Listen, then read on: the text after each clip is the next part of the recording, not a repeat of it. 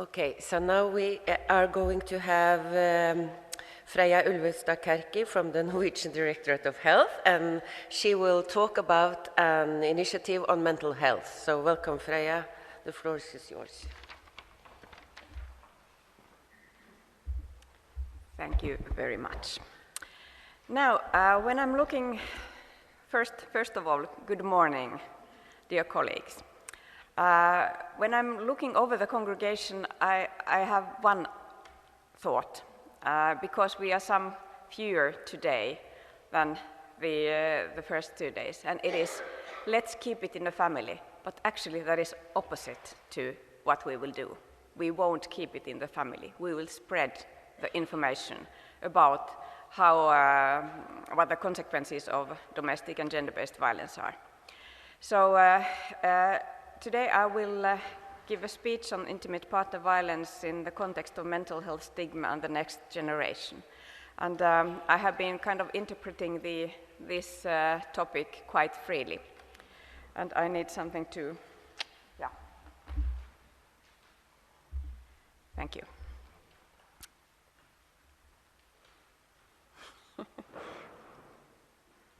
Something has happened with the laser. The next one, please.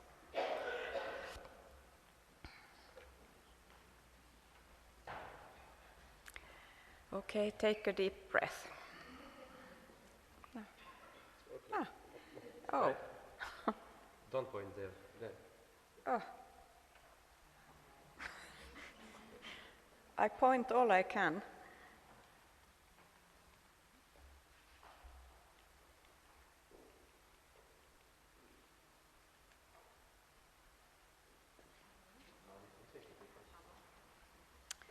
Okay, anyway, I will give you some facts about Norway, because I think we have been, thank you, we have been here more than 2 days, and some of you know something about Norway, kind of small details, and others don't know so much. So I thought I would give kind of a broader picture of Norway and the mental health in Norway.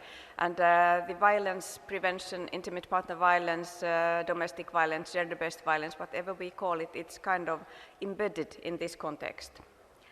So I will say something about the new mental health reform, which I briefly mentioned the other day, about inclusion of trauma-exposed users' perspective, and some hard facts on effects of mental health problems or violence in mental health. And it's all about the 3 Ps, promotion, prevention, and well, I won't take the prosecution, that is for the justice sector, so I know it's 4 Ps, but I will be talking more about the promotion and the prevention. And the reintegration, which is also a very important part of it, because if we think about re-establishing normal lives, or as normal as possible after a traumatic incident, then we are really talking about the reintegration. The victims are not just being reintegrated in their own lives, they also have to be reintegrated in their networks and in the society in the whole.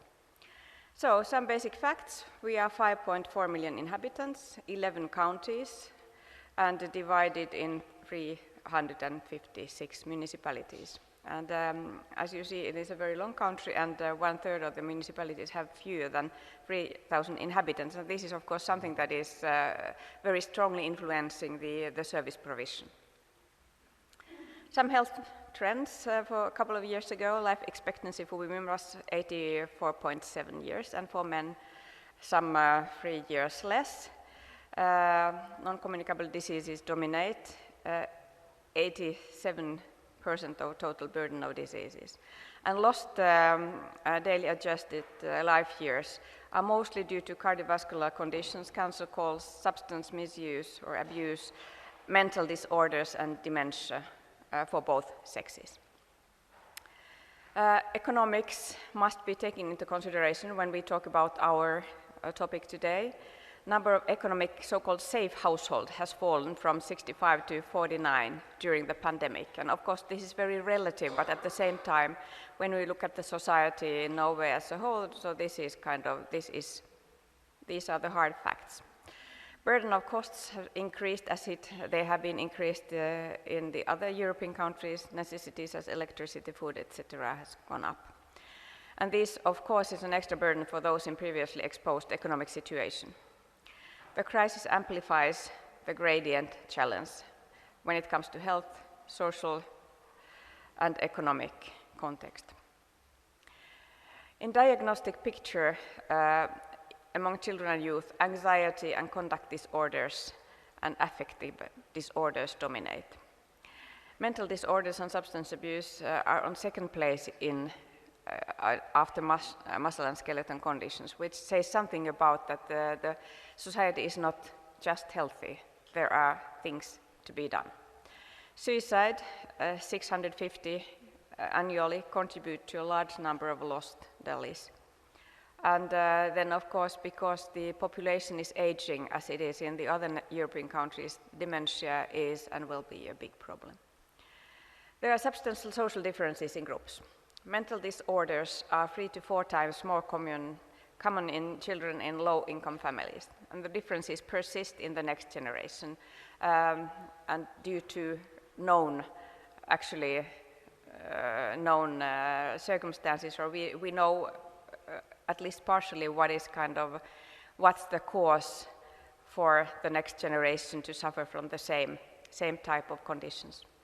And exposure to violence seriously intervenes with the total picture of mental health problems and service provisions. And I think that this has been, at least the last 10 and 15 years, we have been much more aware of it, but previously, before that, it was really uncommunicated. This is, I'm sorry, this is in Norwegian. This is about the development of mental health problems among young girls, and it's from the Public Health Institute. And as you see, it is, well, it's not skyrocketing, but at the same time, it's going up. And eating disorders, among other things, or other conditions, are a big problem now, and especially after the pandemic. The picture is not white or black. There are other nuances too. And this is from a big study, Norwegian youth, about the Norwegian youth, youth data 2021, stating that Norwegian youth has managed the pandemic relatively well. Almost 90% of the youth report that their life is good, is perceived as good. 77% say that they have everything they wish in life. It's quite a strong statement, isn't it? But at the same time, about 30%, 1/3 felt more miserable, sad or depressed during the corona, and loneliness has been a problem. Now it says that it's at the same level as before pandemic, but at the same time, this is something that we are talking about quite a lot. 3 to 6% reported on reduced quality of life, and at the same time, 68% reported on positive effect in life. And of course, the life slowed down, and there were less kind of digital, no, not digital, because digital was the way of keeping contact during the pandemic, but at least the life slowed down, and for many it had also a positive effect. So we can't just look at it very, very darkly. We also have to have the resilience perspective when we talk about mental health. What is a crisis? Crisis is a part of an individual life cycle for us all. It has also a potential to increase self-knowledge and the life skills. And it increases the matureness in the best case as a part of an individual, as a part of the community. But exposure to violence is not a part of normal life crisis. So when we talk about resilience, then we also have to take into consideration that violence, domestic violence, particularly sexual violence, is not a part of normal life crisis. Trauma is an emotional response to a terrible event, and it has consequences immediately after the event, and also longer-term reactions. This is a definition from the American Psychological Association. And while these feelings are normal, the reaction, some people have difficulty moving on with their lives, and it's not just some people. I think this is quite, you have been taking some considerations here. Everybody after that kind of an event has problems with moving on with their lives. I talked about the adverse childhood experiences yesterday, and it can't be stressed enough, the importance of investing in children and families early, and early detection, early identification of traumatic events, domestic violence, mental health problems, substance abuse. The more ACEs, adverse childhood experiences, a child has in her or his early years, the bigger the risk of developing problems afterwards. And it's not a surprise that we at last have been able to really see the consequences for the children in families with domestic violence, that they are victims, and their victim status has to be acknowledged and it has to be treated. Our priorities are equality in services, short distance to services and easy access. And when you look at the map of Norway, short distance is a kind of relative, it's really relative. So there are several hours perhaps to the nearest shelter or crisis center, as we heard yesterday. And some has to even use a helicopter. Well, that is quite extreme, I think, but still, it takes hours and hours. But the most important thing is that the services are available somewhere, and that you can take yourself out from the situation. That is the most. Then, and that you know there is a hope that there are services to be accessed. We also need to have shared understanding for prevention and promotion between the different sectors. So the police and the health and the social, they need to have share the same view about what is prevention and what can be done. And not just prevention, what can be done after there has been an incident or a prolonged exposure to domestic violence. Perpetrators are also in strong scope for evaluation and for treatment, and that is something quite, it's not unique for Norway, but at least we have a very strong perception of that. We also need to do something with the perpetrators to stop the cycle of violence. And we need a stronger involvement from service users. At the end of the day, the fact is that it's the service users that can tell what the good services are. What is the accessibility and what's the good quality in services? If we don't take that into consideration, I think we are just on a bureaucratic level or strategic level doing something else than what the tactical level actually needs, what needs to be done at the tactical level. Back. The principles for early intervention are these. Maternal health care. I was talking about the early identification through, for example, the midwives meeting pregnant women and asking them about exposure to domestic violence, mental health problems, substance abuse. And what is interesting is that, yesterday when Solveig was talking about, from a perspective of the Norwegian Center on Violence and Traumatic Stress Studies, she used two words, what has to be in place to be able to give good services. It is knowledge and it is courage. And if both has to be present at the same time. So when we started the project of early identification in maternal health care, there was a study made by NKVTS about the attitudes in midwives about asking about domestic violence, because you need to have some courage to ask about it. And the results or the conclusions in the study were that more than 80% of the midwives said it's okay as long as we know how to ask and what to ask. And it means that they need training. It's, you can't just kind of plump and say, well, whatever you say in the context. You need to know how to ask, and you need to know what to do if there is a positive answer. That's important. Early education, schools has been a particular focus here, and it would have been nice also to have somebody from Norway from the school sector. We didn't have this time, but it's extremely important.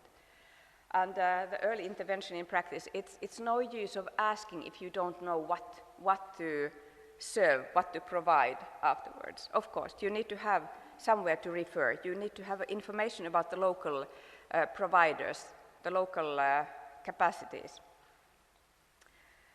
This is, again, risks at the glance. I like to use the social economical model from WHO. This is also related. The problems are at all these levels, and so should the interventions be. You will get these slides, so it's okay. Optimal situation in preventing stigma and preventing trauma, then. It is, as I stated, prevention of ACs at an early stage, building resilience, but not building resilience by victim blaming or by kind of changing the responsibilities. And lastly, developing trauma-informed systems in municipalities and in specialized health services. Mental health reform, which is a 10-year reform I already mentioned, and the scope and purpose of this is the good mental health and quality of life for all, and accessibility and availability to good quality services. And this also includes, of course, those exposed to trauma. Some parameters: self-reported mental health problems in children and youth reduced with 25%, and I say self-reported, it's really we need to ask. Reduced number of children and youth dropping out of school and work life. This is kind of a background for socioeconomic problems later. And knowledge-based and low-key services in mental health and substance misuse, abuse in municipalities and in specialized health services. And we have also been struggling with waiting lists, long waiting lists to the specialized health services. And we are doing something about it. So we are trying to reduce, or the scope and purpose of this mental health reform is also to increase the accessibility to the services so that people don't have to wait. And of course, when it comes to people exposed to violence, the emergency health services are vital in their process. Stigma has been talked a lot about the last 2 days. Stigma about violence exposure, but also stigma with serious mental disorders or substance abuse.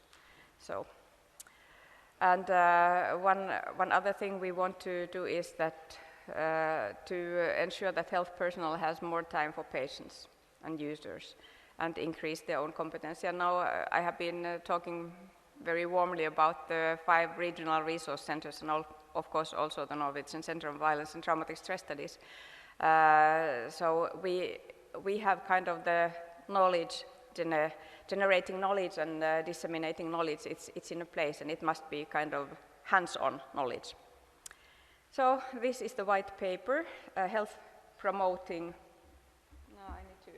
Environment is an important focus point, and women's health and mental health in youth are also very strongly in focus in this. So we have high hopes about what we can do. This is a very good example of mental health care which is given very fast in municipalities. It is without referral, and if you have needs in the mental health sphere, you can just go to your municipality and kind of activate this system. And it also, of course, goes for those exposed to violence. It's from the English Improving Access to Psychological Therapies model, and it targets people with mild to moderate mental health issues from 16 and upwards.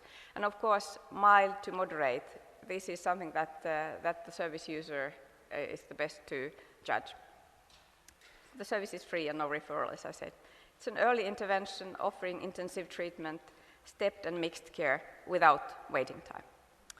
And we have it in, I think, 88 municipalities of these 356. So not all municipalities have this, but still it's kind of, they are developing it in several municipalities. And then trauma-focused cognitive behavior therapy in specialist health services, children, youth, and adult. And NKVTS has been central in implementing this, and it's very important. When we talk about trauma-sensitive services, myself, I'm thinking backwards when it was very popular to give a ADHD diagnosis in the mental health services for children and youth, outpatient clinics. So, often what the professionals didn't take into consideration was that there might be a trauma. There might be a trauma in the family, there might be a trauma in the child. So I think we are really improving. Since 2012 we have been implementing this model, and I think we are really doing great, taking great steps to make the services more trauma sensitive. That was my last slide. This is from Svalbard, Spitsbergen. It's the northernmost part of Norway. Thank you very much.